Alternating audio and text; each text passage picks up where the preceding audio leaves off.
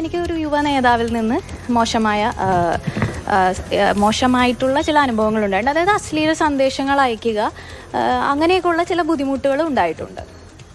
ആദ്യം സംസാരിച്ചു തുടങ്ങിയപ്പോൾ തന്നെ ഇത്തരത്തിലുള്ള ആറ്റിറ്റ്യൂഡിലേക്കാണ് വന്നത്. അതായത് എന്നെ നേരിട്ട് കണ്ടിട്ട് പോലുമില്ല, എനിക്ക് മെസ്സേജുകൾ അയക്കുകയാണ് ചെയ്തത്. അപ്പോൾ തന്നെ മോശം രീതിയിൽ മെസ്സേജ് അയച്ചപ്പോൾ അതെനിക്ക് വളരെ ഷോക്കിംഗ് ആയിരുന്നു. കാരണം ഇങ്ങനെ ഒരാളിൽ നിന്ന് നമ്മളത് പ്രതീക്ഷിക്കുന്നില്ല. നല്ലൊരു സൗഹൃദമാണ് ഞാൻ 5 സ്റ്റാർ ഹോട്ടലിൽ റൂം എടുക്കാം, വരണം എന്ന് പറഞ്ഞു. അപ്പം ഞാൻ ശരിക്കും ഫയർ ചെയ്തു, നന്നായിട്ട് ഫയർ ചെയ്തു.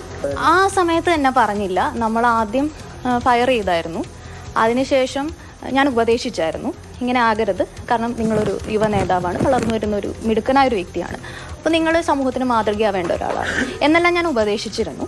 പക്ഷെ അങ്ങനെ ഉപദേശിച്ചു കഴിഞ്ഞപ്പോഴും അദ്ദേഹം പറഞ്ഞത് പ്രമാദമായ സ്ത്രീപീഡന കേസിലൊക്കെ പെട്ട രാഷ്ട്രീയ നേതാക്കന്മാർക്ക് എന്തു സംഭവിച്ചു എന്നെന്നോട് ചോദിച്ചു.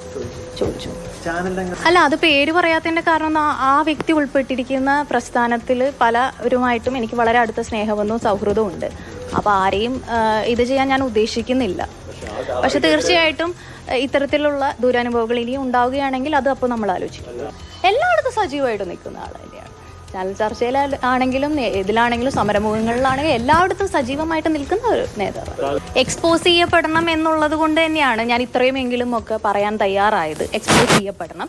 സമൂഹ മാധ്യമങ്ങളിലെല്ലാം ആ വ്യക്തിയെക്കുറിച്ചുള്ള കാര്യങ്ങളൊക്കെ വന്നതുമാണ്. അയാൾ കാരണം ഞാൻ പീഡനമൊന്നും അനുഭവിച്ചിട്ടില്ല. ഞാൻ പറയുന്നത് എനിക്ക് കുറച്ച് സന്ദേശങ്ങൾ വന്നു, അത്രയേ ഉള്ളൂ.